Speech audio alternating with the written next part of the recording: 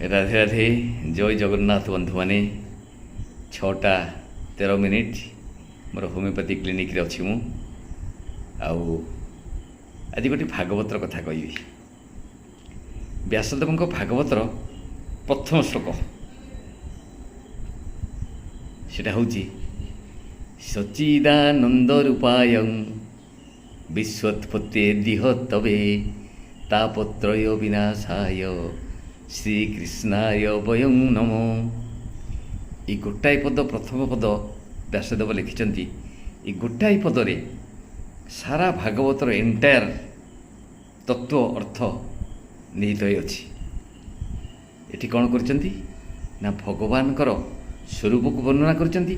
ଆଉ ଭଗବାନ କ'ଣ କରନ୍ତି, ଆମ ପାଇଁ ଭଗବାନ କ'ଣ କରିବେ, ସେ କଥା କହିଛନ୍ତି ବ୍ୟାସଦେବ।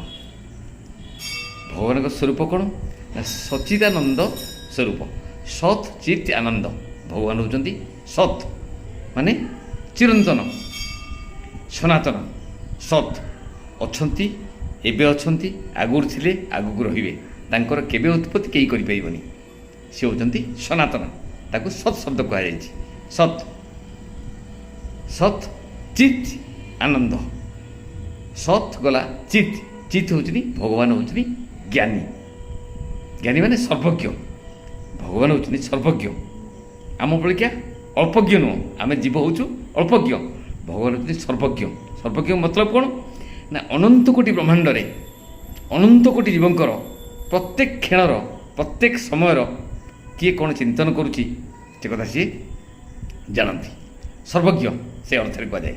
ସର୍ବଜ୍ଞ ଭଗବାନ। ସତ୍ ଚିତ୍ ଚେତନଯୁକ୍ତ। ଚିତ୍ ହେଉଛି ଚେତନଯୁକ୍ତ। ଭଗବାନ ଚେତନଯୁକ୍ତ ମାନେ ଭଗବାନ ହେଉଛନ୍ତି ସର୍ବଜ୍ଞ, ସନାତନ ଏବଂ ସର୍ବଜ୍ଞ। ଏବଂ ସେ ହେଉଛନ୍ତି ଆନନ୍ଦମୟ। ଭଗବାନ ହେଉଛନ୍ତି ଆନନ୍ଦମୟ, ନିଜେ ଆନନ୍ଦ। ଭଗବାନ ହେଉଛନ୍ତି ଆନନ୍ଦର ପିଣ୍ଡ ନିଜେ। ଆଉ ତାଙ୍କୁ ଯିଏ ପ୍ରାପ୍ତ କରିଛି ତାଙ୍କ ଜୀବନ ମଧ୍ୟ ଆନନ୍ଦମୟ ହେଇଛି। ବୁଝିଲେ? ଇଏ ହେଉଛି ଭଗବାନଙ୍କର